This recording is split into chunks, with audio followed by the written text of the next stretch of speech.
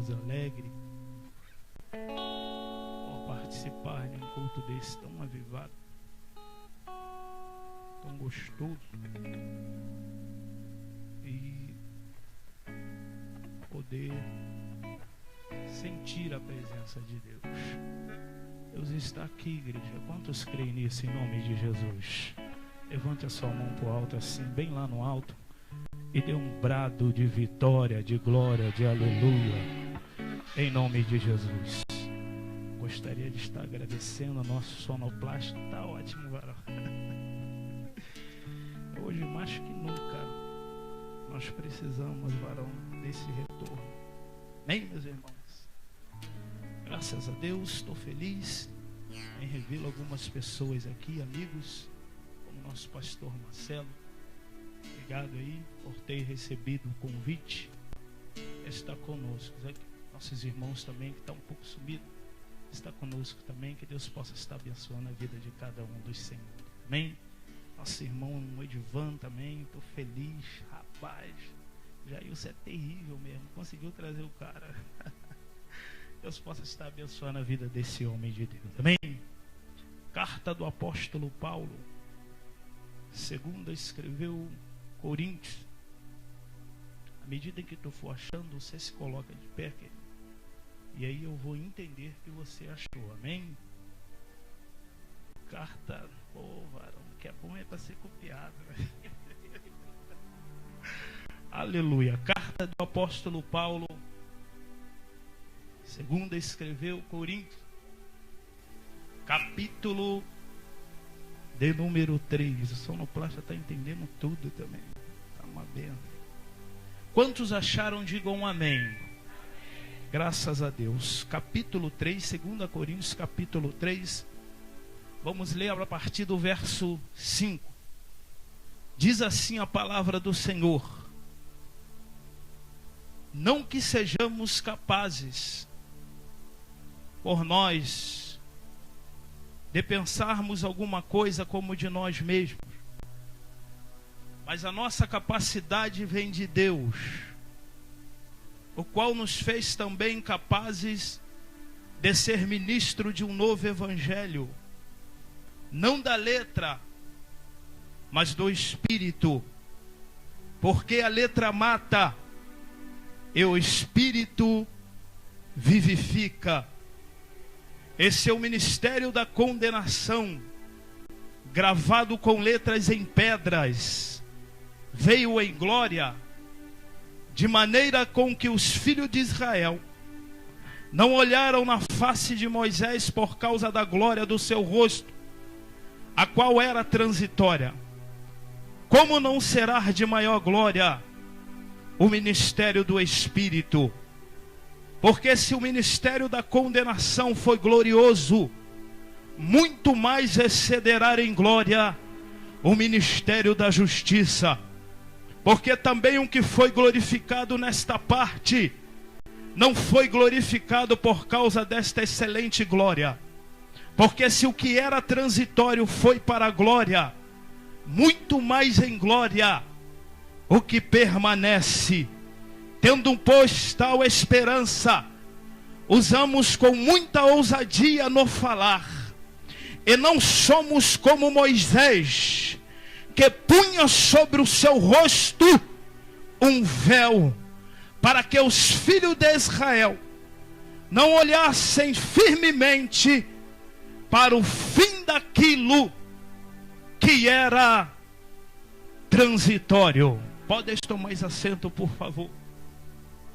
É muito simples quando estudamos uma matéria por nome de psicologia, e quando estudamos, avaliamos, fica simples e perceptivo a oratória do indivíduo ou da pessoa ao qual você está dialogando ou lendo.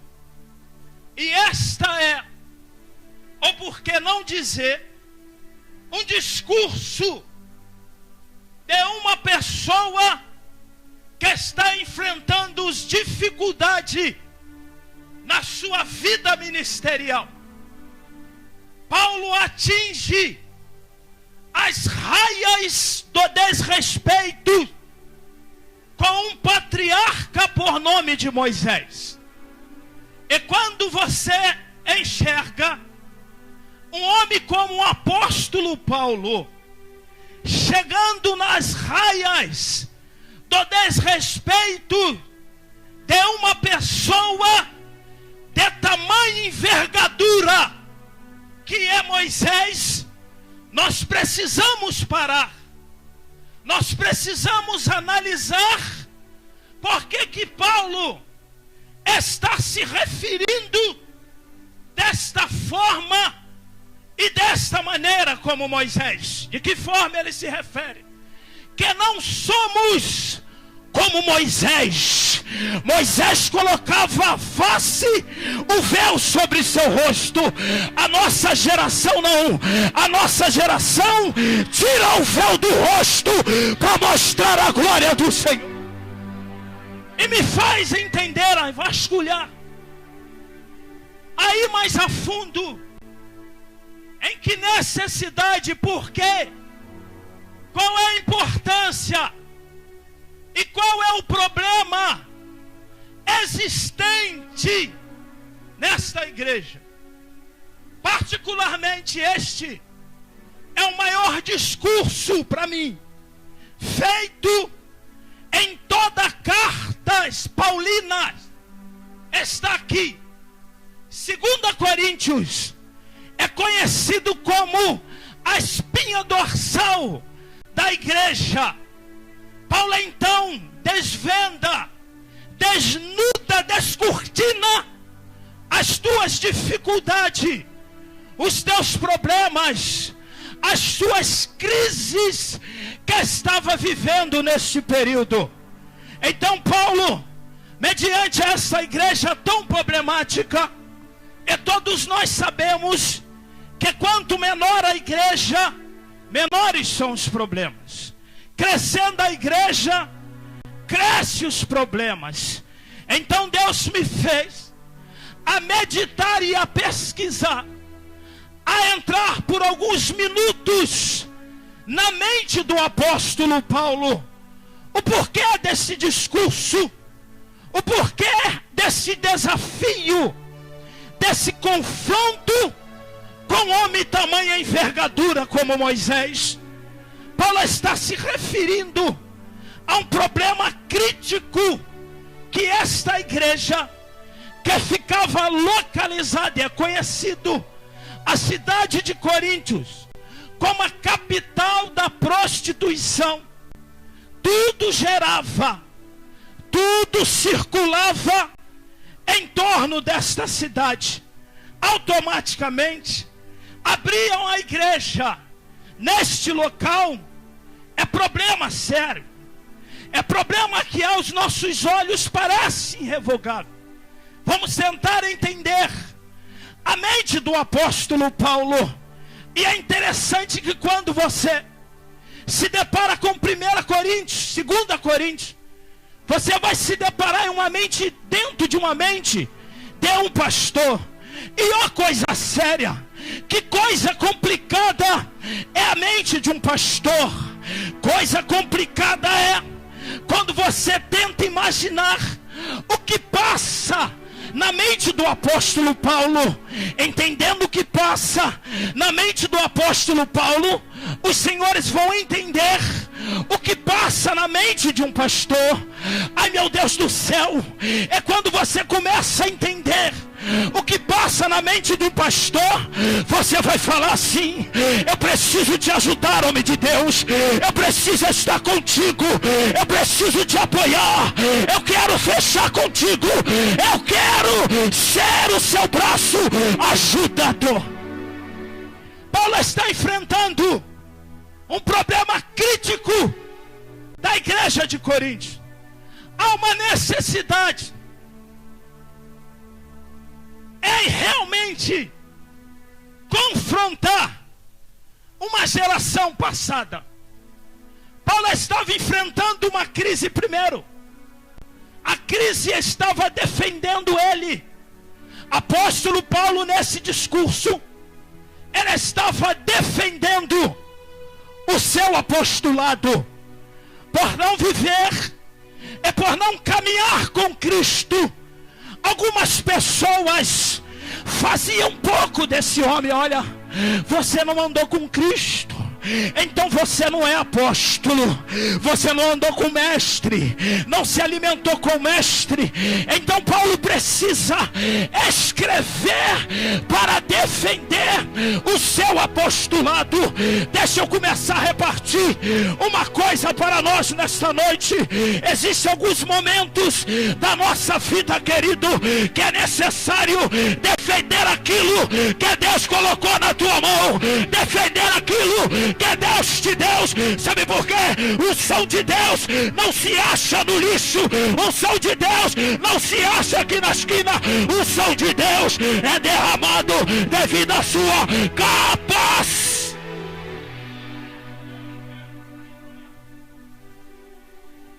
Não despreze o teu chamado. Não jogue fora o teu chamado. Segunda coisa que Paulo queria ratificar e deixar claro é que Cristo é superior a Moisés. Cristo é superior a Moisés. Pega no irmão do irmão que está do teu lado, sacode ele e diga assim: ei, Cristo é superior a Moisés. Cristo, ele é Escuta. Terceira coisa que Paulo precisava defender e deixar claro, que a graça era superior à lei. A graça é superior à lei. Por quê? Porque a letra, ela mata, e o Espírito vivifica. A lei era fria, a lei era calculista, não tinha etnia, não tinha cor, não tinha capital de giro. A lei ela matava, a lei era calculista, mas a graça não. A graça, a característica da graça é perdoar. A característica da graça é pegar aqueles que estão machucados, levantar e erguer mais uma vez. Esse é o dom da graça. Levante a mão se você está na graça. A graça ela liberta, a graça ela salva, a graça. Quarta coisa, Paulo viu a necessidade de levantar novos pregadores, uma safra nova, uma nova safra de pregadores, de cantores, de ministros. E eu louvo a Deus nessa noite, porque nessa noite está aqui a geração que Deus vai levantar, vai levantar. Deus vai levantar uma nova classe, defendendo esses 4 pilares. Paulo viu uma necessidade, porque para erguer e para colocar no coração do povo, você é um bom entendedor, entendeu o discurso, a oratória do apóstolo Paulo. Ele precisava defender o seu apostolado. Paulo precisava fazer o povo entender que Cristo era superior a Moisés. Paulo necessitava levantar uma nova geração e mostrar que a graça era superior à lei. Para que isso viesse a se afirmar na igreja de Corinto, Paulo teve que matar. Paulo Paulo teve que subir ao monte, reunir a igreja e falar assim: eu vou dar um basta na geração de Moisés. Parece mentira, parece heresia, mas não é. Porque na geração de Moisés,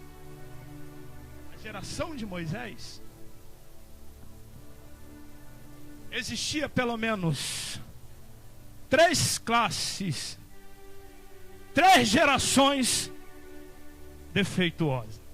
E é claro que você lê o texto, você vai entender que o povo, eles estavam querendo retornar. Paulo, ele faz um discurso, ele diz que a letra é escrita no monte, e era a lei, se referindo à lei, que ela mata, mas o Espírito ele vivifica.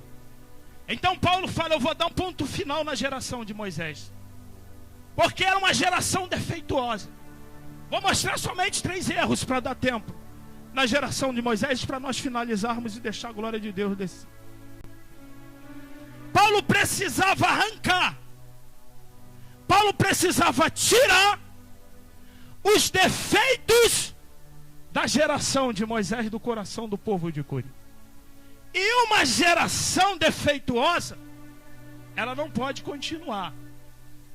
Uma geração defeituosa, ela tem que ser arrancada. E vou te contar. Louvo a Deus pela vida da minha igreja. Coisa tá feia. Estávamos ontem em um lugar, vou falar nome pela uma questão médica, para ministrar a palavra. É uma geração terrível essa geração de pregador. Ó geração terrível que está vindo. Me parece mais um palco de pancadaria. Parece um UFC, um ringue. É um querendo ser melhor que o outro. Desabafos em cima do púlpito, perdendo o foco daquilo que é preferencial, que é Cristo, que é a glória de Deus. Mas essa geração, ela não vai sobreviver no meio do arraial dos profetas. Sabe por quê? Sabe por quê, irmão? Eles podem tacar sim veneno na panela, eles podem sim jogar veneno na panela, mas enquanto estiver Eliseu, tem farinha na panela, tem farinha, pode jogar. Ó geração terrível, pregam só para matar, irmão, pregam só para machucar, terrível, uma briga terrível, irmão. Oh meu Deus do céu, oh meu Deus, querido, você está no melhor lugar, você está no melhor lugar, querido, pode ter certeza. Se Deus mandou você ficar, isso não é marketing da Betel, mas se Deus mandou você ficar, pode ter certeza, irmão, você não está perdendo nada, você não está ganhando, está feio. Geração que precisa ser tirada, irmão. Matadores de profeta, enterradores de sonhos, invejosos, presunçosos, arrogante, geração terrível, precisa ser arrancada. É a verdade. Paulo agora enxerga na geração de Moisés 3 grandes defeitos, e que precisa acabar. Ele disse: chega, Coríntios, eu vou dar um basta nessa geração. E o primeiro defeito na geração de Moisés, sabe o que era? O que Moisés conheceu naquele período era parcial. Parcial. Esta geração de Moisés do Antigo Testamento não conheceram tudo que tinha para conhecer. As revelações já dadas naquele período, inclusive o período da graça, não foi o suficiente, eles não entenderam. Por isso a geração era uma geração parcial. E uma geração parcial, ela precisa ser cortada. Por que a geração era uma geração parcial? Porque era uma geração que não tinha estrutura. Uma geração desestruturada. E uma geração desestruturada não sobrevive, não resiste, não segura, porque a estrutura é que segura, é que preserva os teus sonhos, os teus projetos. Então essa geração, ela precisava ser cortada e tirada, porque só conhecia em parte. Eu vou tentar trocar em miúdos. Só conhecia em parte. O evangelho da prosperidade, que é uma geração que estava nesse período, e infelizmente uma geração que está no nosso meio hoje, é uma geração triunfalista, que só conhece chave, que só conhece objetos, que só conhece parede, lar, carro do ano, mas não conhece glória de Deus. Geração parcial, ela não subsiste. Geração parcial tem chave, geração parcial tem carro, geração parcial tem tudo isso, mas uma geração da glória de Deus, ela tem carro sim, querido, ela tem casa, ela tem objeto, mas ela é cheia da glória, ela é cheia da glória, ela é cheia da glória de Deus. Geração. Paulo precisava cortar essa geração, dar um ponto final. Geração que só conhece em parte. Vem que tem, vem que eu dou, vem que eu curo. Uma geração de luta, de adversidade, de guerra, de peleja, de aflição. Ela não resistia, ela não aguentava. Tanto é que eles queriam voltar para Faraó de novo, porque quando a luta começou, eles entregaram o ponto. Mas graças a Deus que aqui tem uma geração que suporta até o final. Segunda coisa que precisava ser tirada. Segunda geração defeituosa de Moisés. Olha o que Paulo fala. Não somos como Moisés, que punha sobre o seu rosto um véu. Mas vamos deixar isso para o final. Paulo agora vai falar que a glória da geração parcial era uma glória transitória. Transitar. Transitório, transitar, é o verbo de quê? Se locomover, de andar, de sair. Então Paulo está falando de uma geração que tinha a glória de Deus, mas a glória era transitória. Transitório vem de se locomover. Isto significa que a glória de Deus que estava sobre o rosto de Moisés tinha que colocar um véu sobre o seu rosto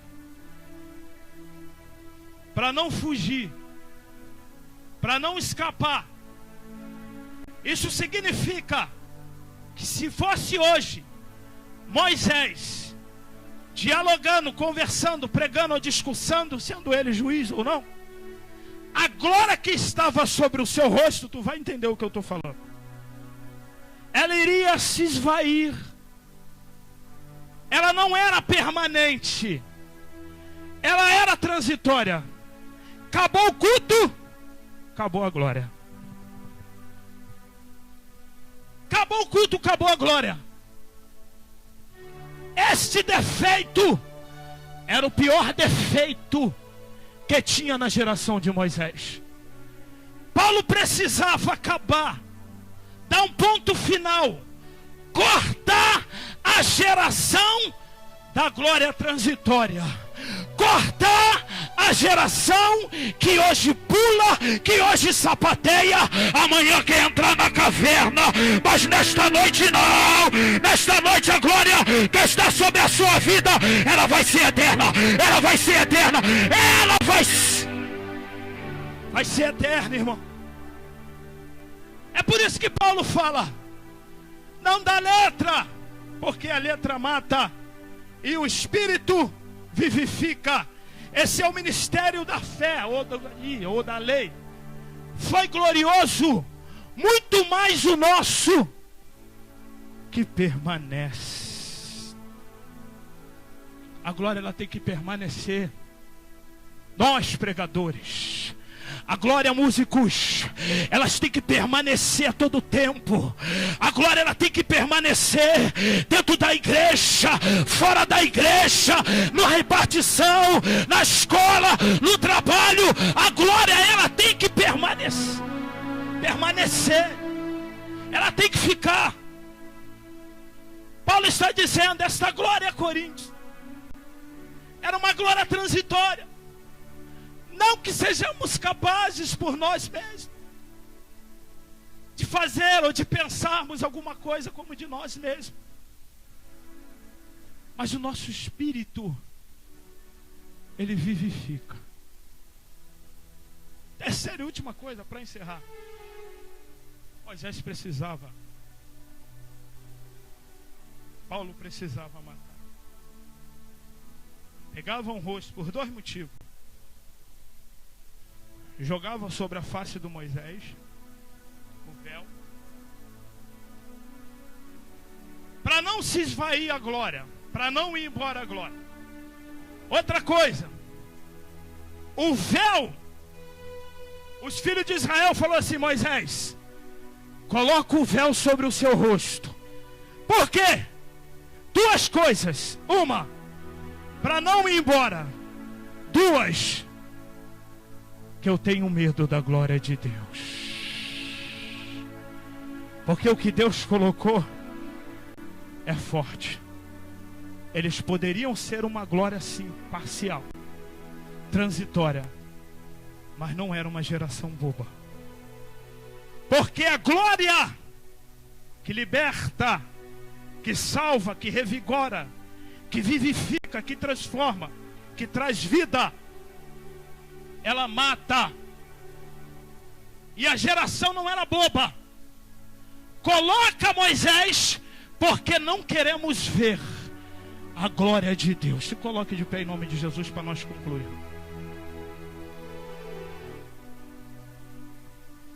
Paulo então dá o tiro de misericórdia e diz: olha, Coríntios, a glória de Deus era transitória. A geração de Moisés era parcial. Só aí, Coríntios, já ganhamos de 2-0 na geração de Moisés. Uma outra coisa, a terceira coisa, a quarta, a quinta e a sexta, a gente deixa para a próxima. Esta glória, vocês não precisam ter medo. Não precisa ter medo, porque nós somos a geração que arranca o véu do rosto e transmite a glória de Deus, de glória em glória. Ah, geração, ah, geração, ah, geração, o seu rosto é a glória, refletindo a glória de Deus, porque glória de Deus é responsabilidade, é peso. Isso nos põe medo, isso nos põe insegurança. Mas não tenha medo, não tenha medo, pregadores, não tenha medo, cantores, não tenha medo, jovens, não tenha medo, obreiros, não tenha medo da glória de Deus, não tenha medo da glória de Deus. Ela só vai te encorajar, ela só vai te encorajar, vai te encorajar. era para te encorajar. Paulo está dizendo em Coríntios: essa glória, ela é permanente. Não tenha medo, abre a tua boca, deixa Deus te usar, independente das crises, independente dos problemas. Deixa a glória de Deus repousar sobre a sua vida. Segure. Aí, querido, ninguém melhor que o apóstolo Paulo para fazer um discurso como esse. Porque quando você lê todo o texto, você vai entender que Paulo, ó, ele deu linha na pipa, vazou, porque a situação aqui era crítica. Mas existia no coração de Paulo um desejo ardente, que Paulo tinha amor pela obra de Deus, Flávio. Ele tinha percepção, vontade, sede. Mas as lutas o afastaram, não da obra, especificamente desse local. Foi para Macedônia, deixa Tito em Coríntios. Só que o desejo de Paulo é tão grande que de 3 em 3 meses ele ia para os portos, ansiando, desejando rever Tito, porque ele larga a igreja de Coríntios. Depois ele volta e escreve a segunda carta. Mas o desejo, o coração dele estava lá. Por isso ele corria todas as vezes que chegavam as correspondências. Mas o desejo dele era de rever Tito, dar um abraço e falar assim: e aí, Tito, como é que está a igreja de Coríntios? Como é que está a situação?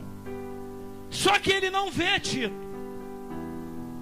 Só que o tempo vai passando, o coração vai ardendo. Paulo, ele percebe, sabe, do andamento da igreja pelas cartas que Tito enviava. Mas pessoalmente era melhor. Então ele retorna para a igreja. Ele retorna e pega aquilo de volta. Expressa, é nítido que ele está desabafando. É nítido um discurso de glória, de poder e de autoridade. Paulo fala assim: eu vou voltar, eu vou regressar de novo àquela cidade e vou reerguer novamente aquele povo.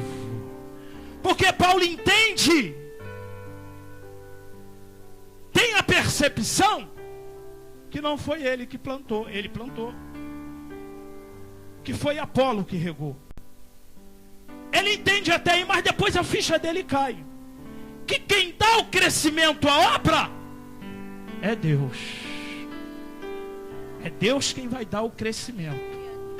E quando Deus dá e traz esse crescimento, tem luta, tem adversidade.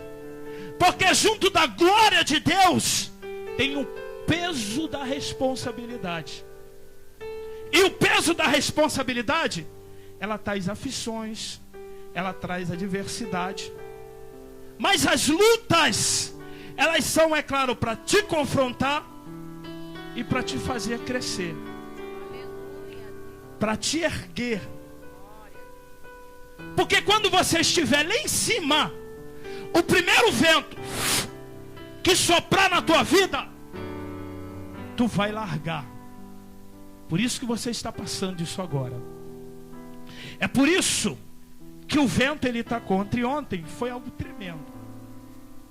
Lembrei de um pregador que ele estava no aeroporto e perguntou assim à aeromoça: olha, o voo vai atrasar, não vai sair.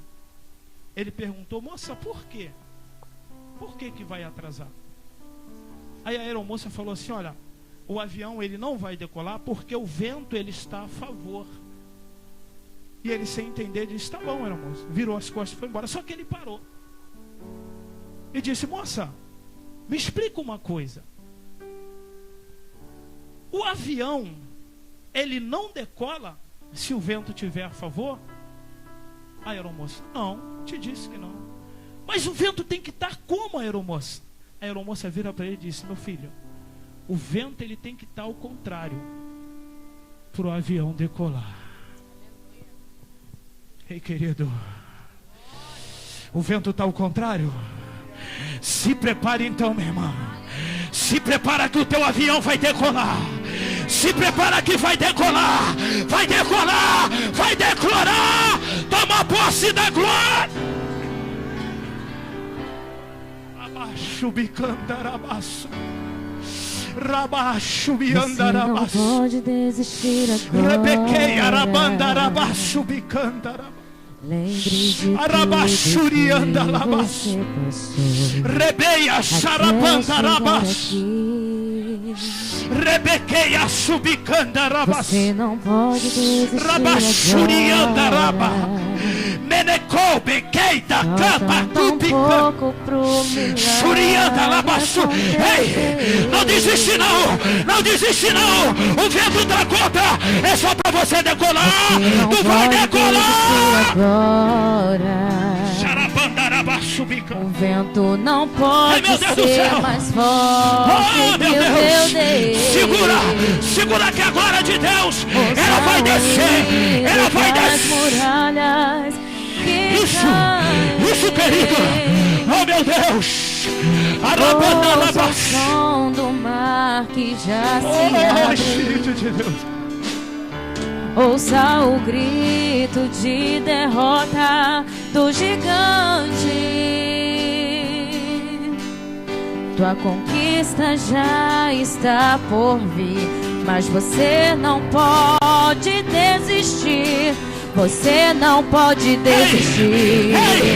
Agora. Não desista da glória. Não pare, não pare. Deus está no controle.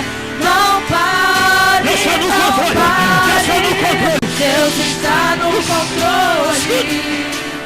Escute, em nome de Jesus. Só você que entendeu, levanta a sua mão lá no alto, em nome de Jesus. Levanta. Querido, eu quero te fazer um convite profético. Eu quero que tu tenha consciência disso, querido. Só vai fazer e só vai tomar atitude dessa quem crê. Em nome de Jesus, só quem crê. Segura a tua mão.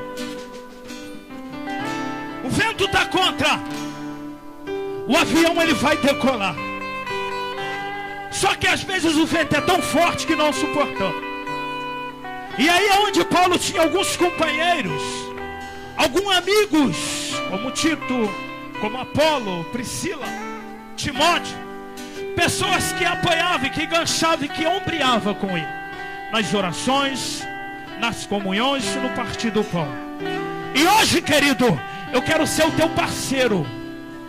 Eu quero te ajudar. Eu gostaria, em nome de Jesus, você que levantou a mão, saia do teu lugar e venha até aqui à frente, em nome de Jesus, que nós vamos orar por você nessa noite. Em nome de Jesus, isso. Saia do teu lugar em nome de Jesus. Oh, aleluia! Que caem. Ouça o som das portas.